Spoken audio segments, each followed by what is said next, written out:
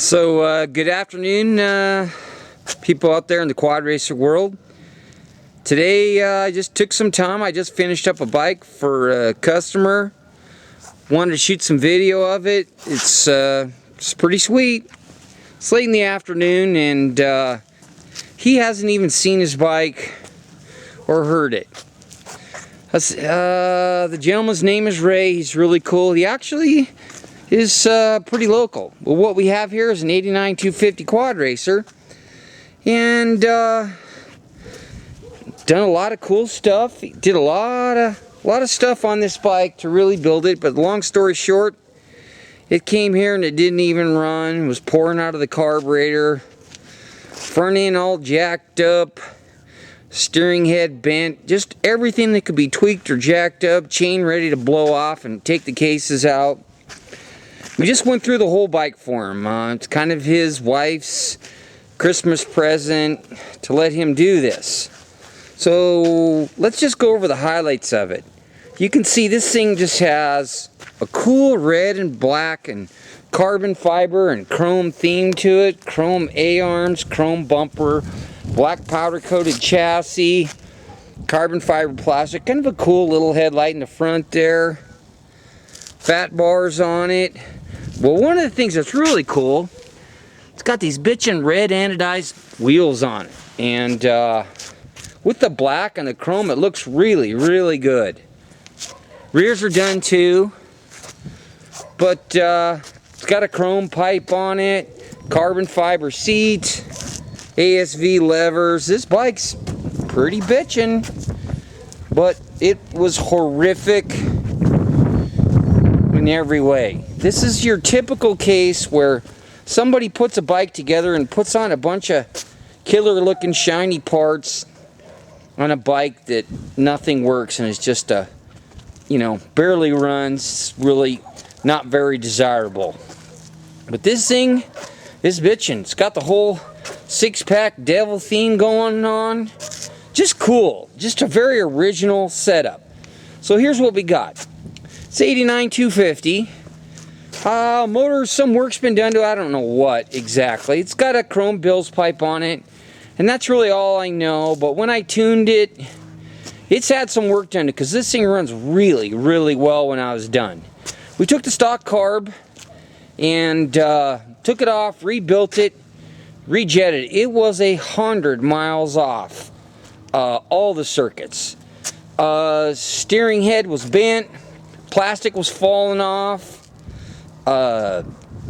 It had the throttle cable was sticking. It has some kind of Honda, I think, thumb throttle that nothing matched, so I custom made up a cable for it. It's got a lot of nice stuff. But what we did is we went through the whole front end and we did our QRX geometry stuff on it and put new ball joints along with the chromoly camber spacers in there to get the camber right, and it's perfect.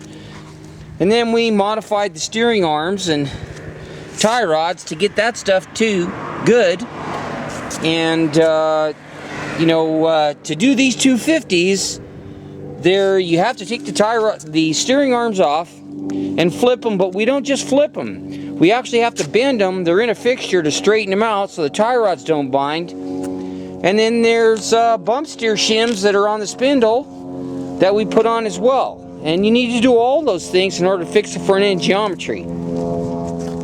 But now we're done, and if you look at, you could see this thing has a little bit of negative camber.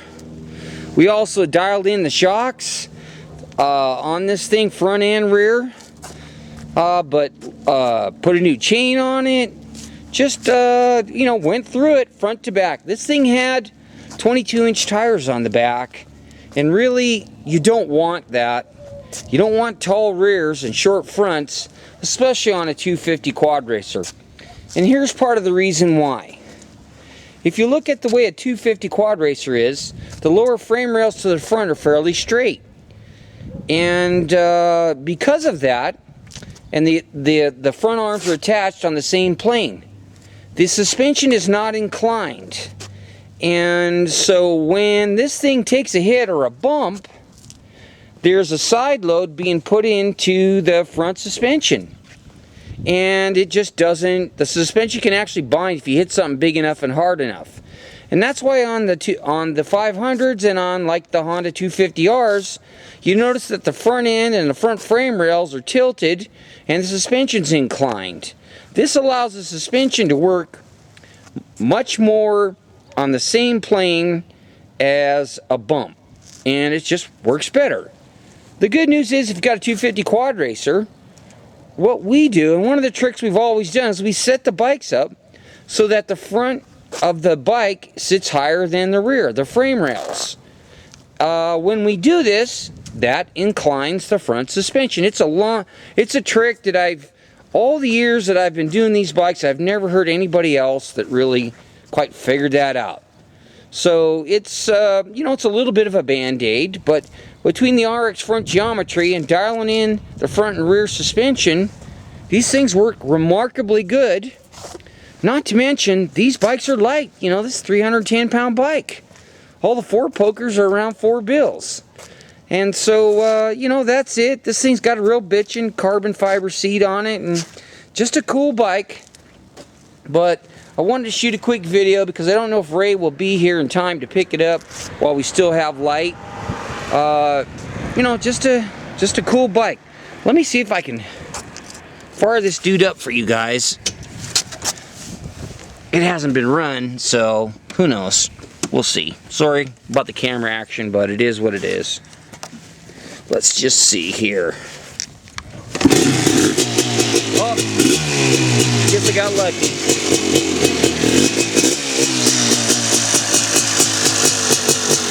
But there you go. Should probably die, it's dead cold. But just wanted you to hear it fire up. Yeah, part of when we tune these things, we make sure they start right up. And once I have them dialed, they'll usually start first kick. But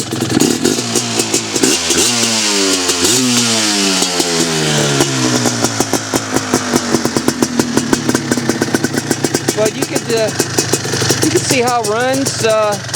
Wish I had the helmet cam on. You could really see this thing wails after we're fixed with it. But anyways, just wanted to show you one of the projects that we've done. We didn't take any work for 2 weeks and just did a bunch of our own personal stuff, a little Christmas shopping. Gave Zelda some updates. She's not quite done, but hope you enjoy Ray's LT250R. Just a bitchin' bike. We'll talk to you later.